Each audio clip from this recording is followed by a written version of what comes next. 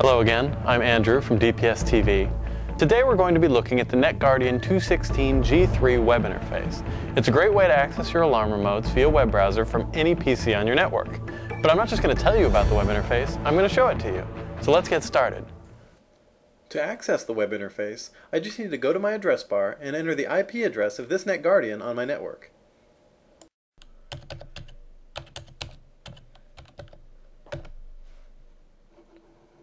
You'll see that I'm presented with a standard security prompt. I'm going to input my username and password to log in. So here we are on the first screen.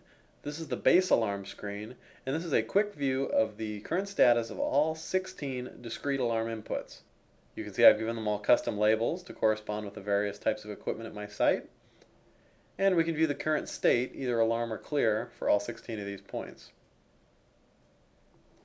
If we continue now to the second monitor menu called System Alarms, we'll see a very similar display of internal type alarms.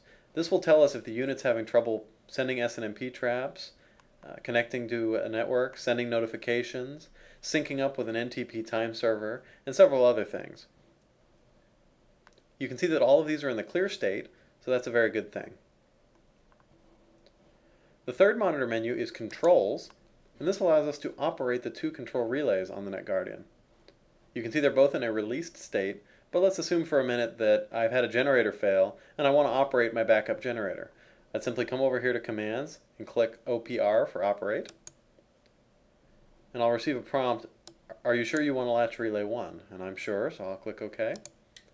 You can see very quickly that the state is updated to latched, and now the backup generator is running.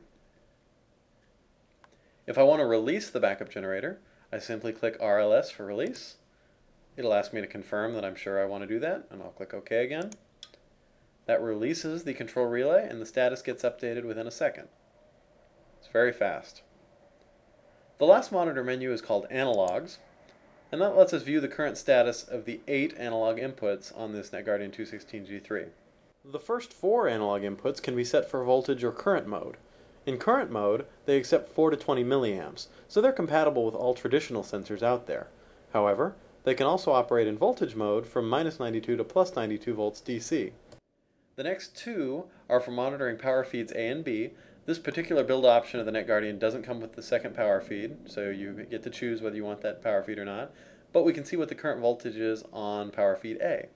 Currently it's 23.98, almost right on the money for 24 volts, so we've got good power coming in. The last 2 are internal and external temperature. You can see the internal temp of this NetGuardian right now is about 76 degrees.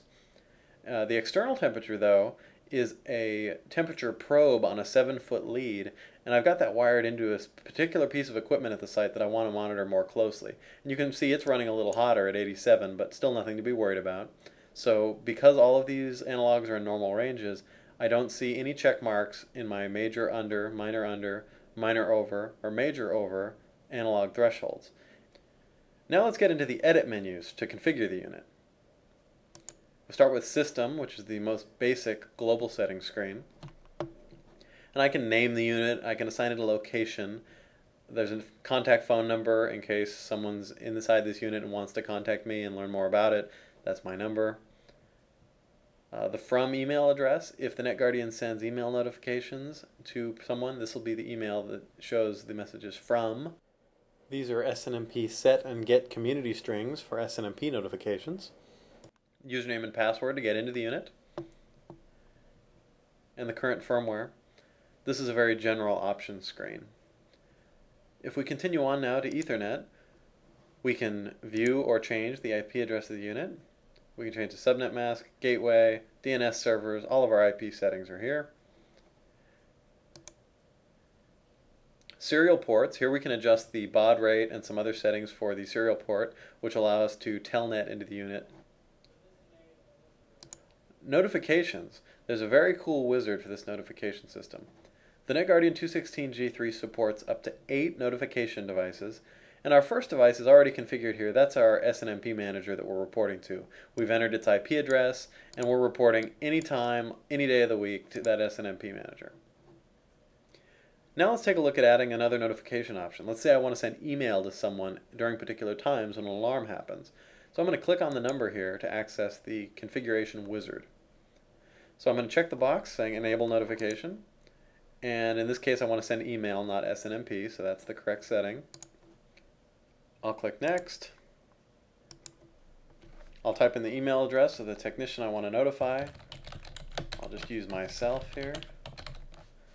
And I'll click next.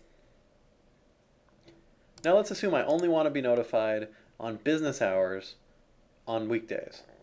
So here I'm going to uncheck Sunday, I'm going to uncheck Saturday, and then select my times from 8 a.m. until 5 o'clock p.m. So that's all set. And I'll click Finish. And the data has been submitted and written to the flash memory of the NetGuardian, so we're all set. Now we can confirm by looking at line 2, it's type email, it's currently on, and it's Monday through Friday from 8 a.m. to 5 p.m. Now let's go to the Editing Base Alarms menu. This is where I configure the 16 discrete alarm inputs that I was monitoring earlier. You can see here I've given them all custom labels, which I can change if I ever need to. I'm able to reverse the polarity on points if I want to. And here under Notification Devices, I can decide which alarms I want to go to my email. N2 represents Notification Device 2, which I set up as emailing to myself. So if I want to get emails about only certain alarms, this is my chance to do that. I'll click Power Fail, because I certainly want to see power failures. Main door and side door are probably too frequent during business hours to really merit my attention, so I'm not going to email those to myself. But certainly if a tower light fails, if we're having trouble with the microwave system, if there's a fire, if there's a water leak, these are all things I want notification about. So I'll check those boxes. Then I'll click Save. And again, the data has been submitted and written to the flash memory, so it's saved. Here we have our analogs, where we can set a description for our various points, as well as major and minor under and over thresholds, so that we can get alerted if the value crosses a certain level. As an example, if the temperature gets too high or too low, I certainly want to know about it.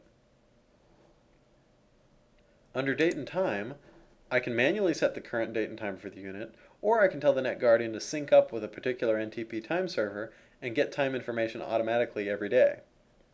I can also configure daylight savings time, and to keep up with the US government's changes, we can adjust what weeks daylight savings time goes into effect.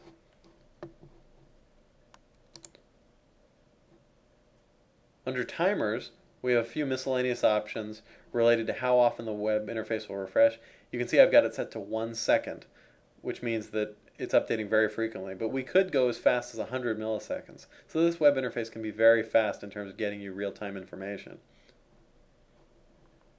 Finally, we have a reboot setting, which allows us obviously to reboot the unit.